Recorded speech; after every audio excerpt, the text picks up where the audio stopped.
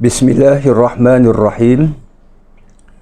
Muslimin dan muslimat yang dikasihi Allah, Assalamualaikum warahmatullahi wabarakatuh. Alhamdulillah, wassalatu wassalamu ala man la nabiyya ba'dah, Nabiyyina Muhammadin ibni Abdillah sallallahu alaihi wasallam wa ala alihi wa sahbihi wa man tabi'ahu wa wala. Selamat kita bertemu kembali dalam siaran kita pada kali ini. Terima kasih di atas kesudian para jamaah bersama-sama dalam siaran ini. InsyaAllah, pada siaran kali ini kita akan menghayati terus, bahkan bahagian yang terakhir daripada sejarah sahabat hebat Muaz bin Jabal radhiyallahu an. Sedikit lagi yang belum sempat disentuh dalam siaran yang pertama maupun yang kedua, yang mana dalam pertemuan ataupun penghujung pertemuan kita yang lalu, pertemuan kedua, kita dapati bahawa sebelum Hajjatul Wada', haji yang Nabi laksanakan pada tahun ke-10 Hijriah, Nabi telah mengutuskan dua sahabat, Abu Musa al-Ash'ari dan juga Muaz bin Jabal radhiyallahu anhuma. Utuskan kedua sahabat ini ke negara Yaman. Abu Musa di satu daerah, Muaz di satu daerah yang lain, tapi kedua-duanya di negara Yaman, di bahagian selatan semenanjung Tanah Arab, Arabian Peninsula. Dan Nabi telah berpesan kepada kedua-duanya untuk Islam ini diajarkan ambil pendekatan yang mudah, jangan ambil pendekatan yang susah, yang sulit.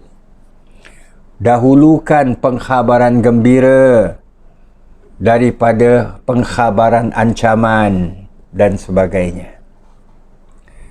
Itu pesan Nabi kepada kedua-dua, Abu Musa dan Muaz. Maka pada siaran kali ini, izinkan saya mengajak para jamaah kita menghayati pesanan Nabi bila mengutuskan Muaz ke Yaman. Pesan Nabi ini secara khusus kepada Muaz. Kita maklum Muaz antara sahabat yang paling disayangi oleh Rasulullah sallallahu alaihi wasallam. Rasulullah mengajarkan kepada beliau doa ataupun zikir yang boleh diamalkan setiap selesai daripada solat dan sebagainya kan dalam siaran yang lalu.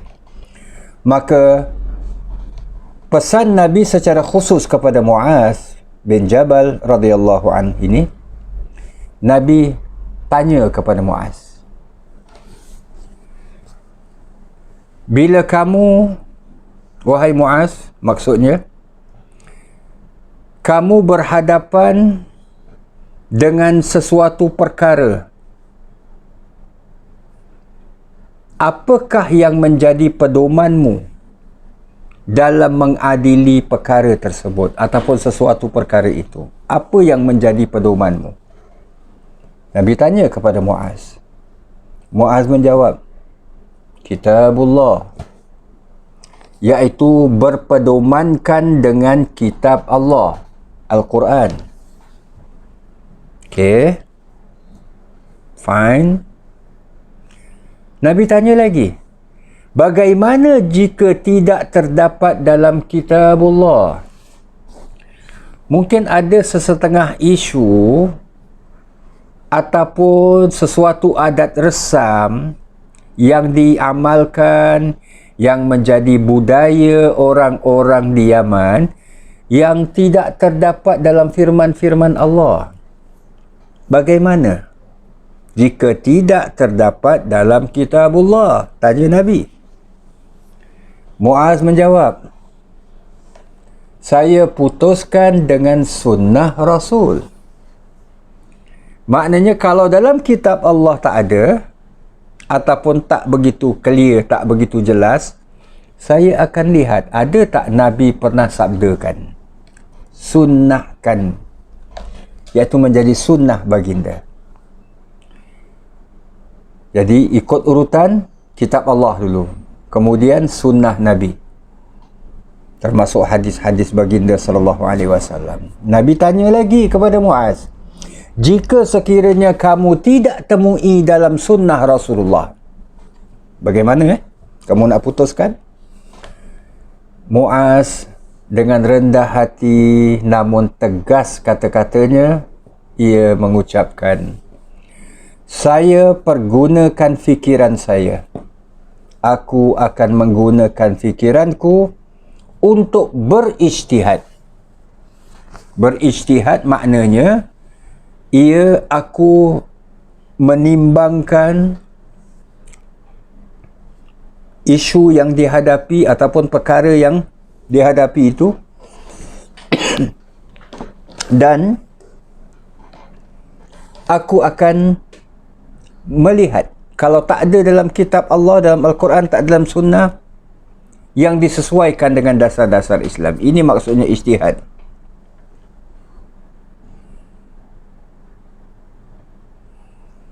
Dan saya tidak akan persia-siakannya, kata Muaz.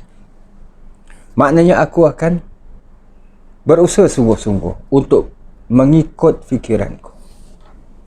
Maka bila Muaz mengucapkan kata-kata ini, berseri-serilah wajah Nabi SAW dan baginda bersabda, Alhamdulillah, segala puji bagi Allah yang telah memberi petunjuk kepada utusan Rasulullah sebagai yang diredai oleh Rasulullah. Ini diucapkan oleh baginda. Utusan Rasulullah maknanya Muaz sendiri. Orang yang Nabi sendiri sebagai orang utusan Allah. Maka Muaz adalah utusan kepada utusan Allah. Yang ingin kita lihat di sini, muslimin dan muslimat yang dirahmati Allah, bagaimana Muaz menggunakan kebijaksanaannya bila Nabi SAW bertanya. Beliau menjawab dengan jujur, aku akan selesaikan satu perkara itu mengikut apa yang difirmankan oleh Allah. Jika tidak terdapat dalam firman, tidak terdapat dalam Al-Quran, aku akan melihatnya kepada hadis, sunnah Nabi. Kalau juga tak jelas, juga tak ada, aku akan menggunakan fikiranku. Maknanya aku akan berijtihad. Muslimin dan muslimat yang dirahmati Allah, riwayat ini memberikan impak yang cukup besar dalam dasar-dasar agama. Para ulama kita, baik dalam apa bahagian sekalipun, terutamanya dalam bahagian hukum hakam fikih, orang yang paling tahu dalam soal halal dan haram, bab fikih ni, di kalangan umatku adalah Muaz bin Jabal, kan, kata Nabi. Maka apa yang ingin kita tunjukkan di sini adalah ini menjadi dasar agama, terutama dalam bahagian fikih. Mungkin ada sesuatu hukum ataupun sesuatu perkara yang belum ada hukumnya buat masa ini. Ia belum pernah berlaku sebelumnya. Muncul tiba sekarang ini. Bagaimana jalan keluarnya? Apakah Islam sebagai agama penyelesaian hidup, agama suci kita ini, akan biarkan sesuatu perkara itu begitu saja? Biarkanlah. Sebab tak ada dalam agama. Kita sedia maklum, setiap hukum dalam Islam ini pasti ada tujuannya. Sama ada tujuannya ini untuk menjaga nyawa, untuk menjaga agama, untuk menjaga harta, menjaga keturunan dan sebagainya, kan? Yang diistilahkan sebagai maqasid syariah, tujuan-tujuan syariat. Bermakna demi menjaga tujuan-tujuan syariat ini, para ulama kita berijtihad.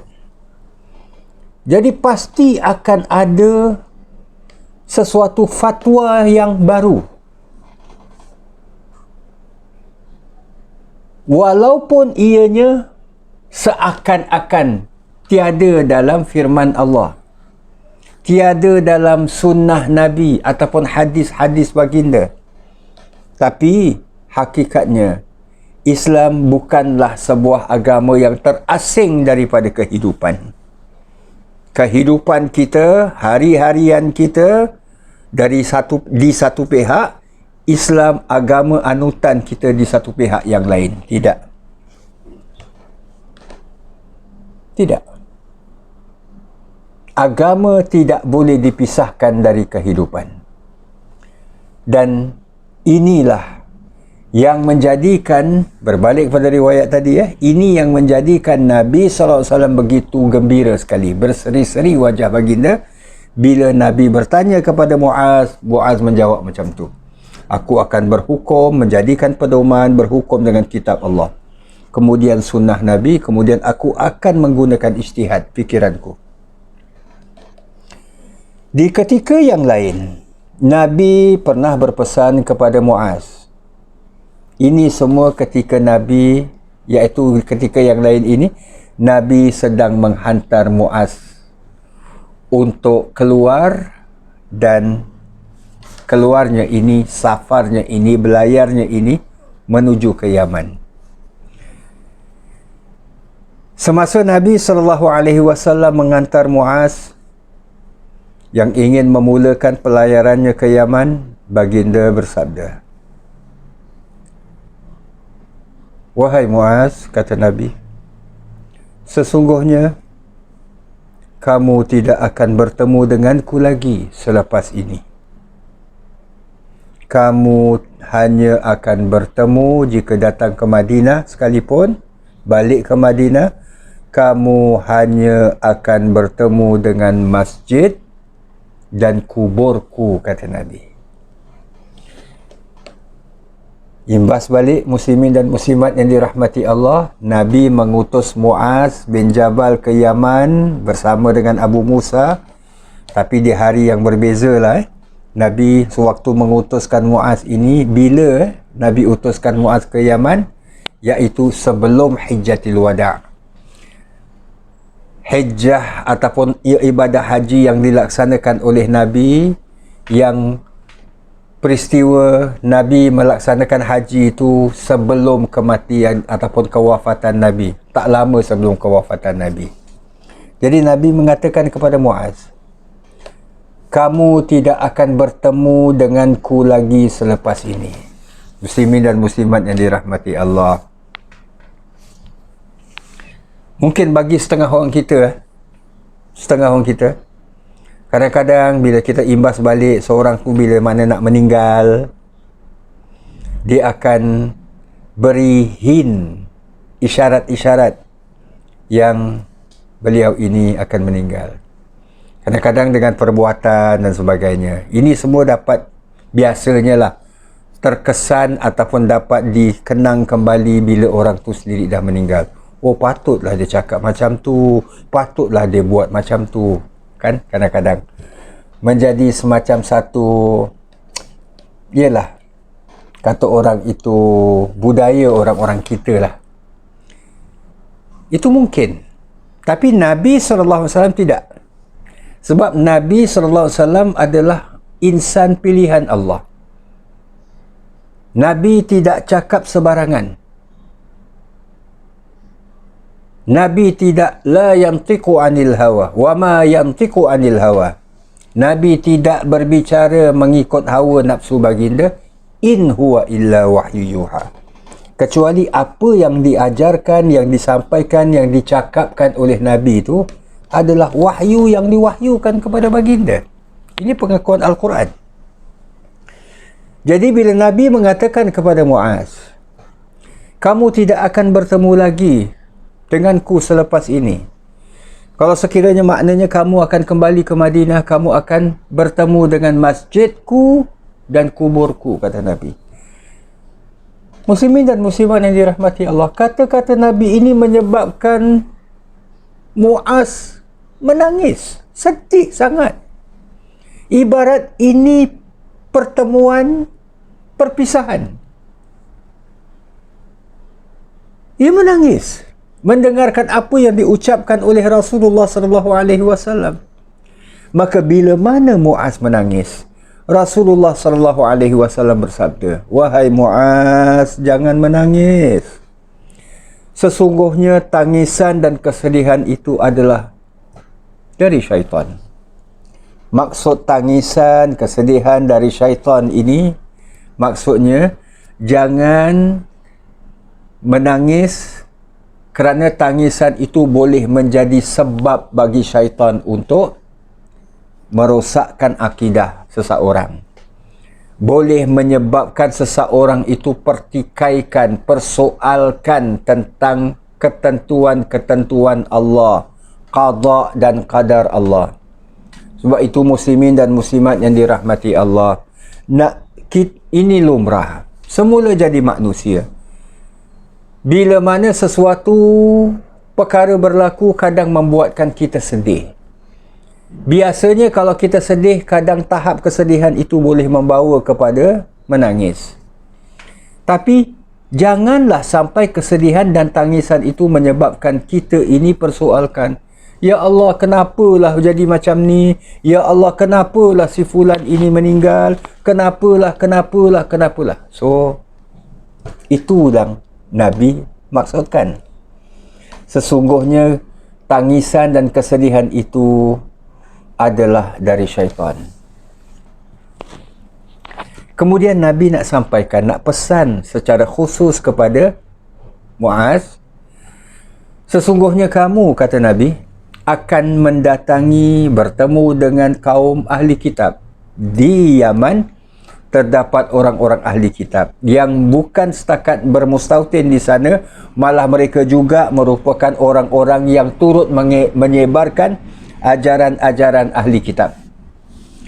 Maka Nabi katakan, hendaklah pertama sekali yang kamu sampaikan kepada mereka adalah kalimah syahadah. Asyhadu an la ilaha illallah wa asyhadu anna Muhammadar Rasulullah. Ini yang paling pertama yang kamu perlu sampaikan kepada mereka. Seperti mana difirmankan oleh Allah Subhanahu wa taala untuk Nabi menyeru kepada orang-orang ahli kitab, "Ya ahlal kitab, wahai ahli kitab, ta'alau ila kalimatin sawa'in bainana wa bainakum." Marilah aku serukan, aku ajak sama-sama kita menuju kepada suatu kalimah, satu pegangan yang sama antara kami dengan kamu. Sawa'in bainana wa bainakum. Sama di antara kita. Apa dia? Kalimah untuk tidak menyembahkan, untuk tidak menyembah selain daripada Allah Subhanahu wa taala, tidak mensyirikkan walau dengan sesuatu jua pun. Baik. Jadi kamu, wahai Muaz, akan mendatangi suatu kaum ahli kitab, dan ini yang pertama sekali ajarkan. Ajarkan dua kalimah syahadat. Jika mereka telah mentaatimu dalam hal itu, kata Nabi, maka sampaikanlah kepada mereka bahawa Allah mewajibkan kepada mereka salat 5 waktu. Jika mereka telah mentaati hal itu, wahai Muaz, kata Nabi, maka sampaikanlah kepada mereka bahawa Allah mewajibkan mereka untuk mengeluarkan zakat. Yang mana zakat ini diambil dari orang-orang kaya di antara mereka untuk diberikan, diagihkan kepada orang-orang fakir, orang-orang miskin. Dan jika mereka telah mentaatimu dalam hal itu, maka jauhkanlah dirimu. Maksudnya, jangan mengambil dari harta terbaik mereka. Biarkan, jangan kacau. Dan yang penting di samping itu, lindungilah dirimu dari doa orang yang teraniaya, kerana sesungguhnya tidak ada satu penghalang pun di antara doanya dengan Allah, kecuali maksudnya Allah akan kabulkan. Muslimin dan muslimat yang dirahmati Allah, pesan Nabi seterusnya kepada Muaz ini, iaitu tahap selanjutnya setelah mengajarkan solat, ajak mereka kepada mendirikan solat, ajak mereka mengeluarkan zakat. Dan zakat ini bukan hanya sekadar harta mereka diambil, tidak, tapi harta mereka diambil pun dari orang-orang yang mampu, orang-orang kaya, dan diambil itu tujuannya untuk dibagikan kepada orang-orang miskin, orang-orang fakir yang memerlukan. Dan jangan pula kamu ini bila mereka dah taat, jangan ambil harta yang terbaik. Kalau di antara apa yang mereka zakatkan itu ada sesuatu yang terbaik dengan sesuatu yang biasa, ambil yang biasa. Dan jangan sekali-kali menyebabkan mereka ini rasa teraniaya, dizalimi, sebab doa orang yang zalim tidak ditolak oleh Allah Subhanahu wa taala. Itu maksudnya. Hindarilah dirimu daripada da'watal mazlum, doa orang yang dizalimi. Hadis ini hadis yang sahih, muslimin dan muslimat yang dirahmati Allah, telah diriwayatkan oleh ramai, hampir kesemua para ahli hadis. Imam Bukhari, Imam Muslim, Imam Tirmizi, Abu Daud, Imam An-Nasai, Imam Ibnu Majah dan lainnya. Hadis yang cukup kuat. Ini utusan Nabi kepada Muaz, dan wafatnya Nabi SAW, Muaz berada di Yaman. Itu yang Nabi katakan, kamu bila kembali ke Madinah, apa yang kamu akan jumpa, kamu akan temui masjid dan kuburku, kata Nabi. Subhanallah. Muslimin dan muslimat yang dirahmati Allah, di zaman Khalifah Umar, iaitu selepas Abu Bakar menjadi khalifah, Umar menjadi khalifah, Umar terus memberi kepercayaan kepada Muaz, di mana Amirul Mukminin Khalifah Umar ini pernah mengutuskan Muaz ke Palestin, di daerah Syam sana, untuk mengajarkan Al-Quran kepada masyarakat di sana, penduduk di sana. Sebab Muaz ni orang yang faqih, orang yang alim, orang yang tahu selok-belok agama. Bahkan ada sebahagiannya menyatakan beliau tergolong dalam golongan sahabat-sahabat yang juga mencatatkan ataupun mengumpulkan Al-Quran. Maka Umar sebagai khalifah memberi kepercayaan kepada Muaz untuk melantik beliau sebagai guru menyebarkan Al-Quran di Syam pada masyarakat Palestin. Dan bila mana di zaman Umar juga, bila mana Muaz di sana, berlakulah menularnya wabak taun. Nabi pernah berpesan bila mana berlakunya wabak taun itu, orang yang di dalam jangan keluar, dalam kawasan yang menularnya wabak tu jangan keluar, orang yang luar jangan masuk. Jadi ketika itu di daerah Amwas, salah satu daerah yang terdapat di Jordan, berlakunya wabak taun. Tempat itu terdapatnya, beradanya Muaz bin Jabal, dan beliau diriwayatkan, dikhabarkan termasuk di antara sahabat yang terjangkit dengan penularan wabak ini, wabak ta'un Amwas. Dan ini membawa kepada kewafatan beliau. Wafatnya Muaz bin Jabal radhiyallahu an, pada usia beliau yang sangat muda, 33 tahun, dan wafatnya beliau di sana, di daerah Jordan sana, pada tahun ke-18 Hijriah. Radhiyallahu an. Sahabat agung, sahabat hebat, sahabat yang banyak menyumbang kepada agama Allah Subhanahu wa taala yang suci ini, yang mana sahabat yang dianggap sebagai a'lamu ummati bil halali wal haram, orang yang paling faqih, yang paling tahu, yang paling faham tentang soal halal dan haram daripada kalangan umat muslimin. Muaz bin Jabal radhiyallahu an, seperti mana yang diungkapkan oleh Nabi sallallahu alaihi wasallam. Radhiyallahu an. Terima kasih muslimin dan muslimat yang dirahmati Allah di atas kesudian bersama-sama.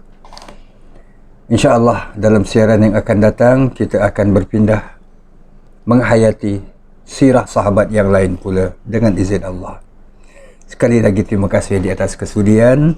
Aqulu qawli hadha wa astaghfirullahal azim li wa lakum wa lisairil muslimin. Wassalamualaikum warahmatullahi wabarakatuh.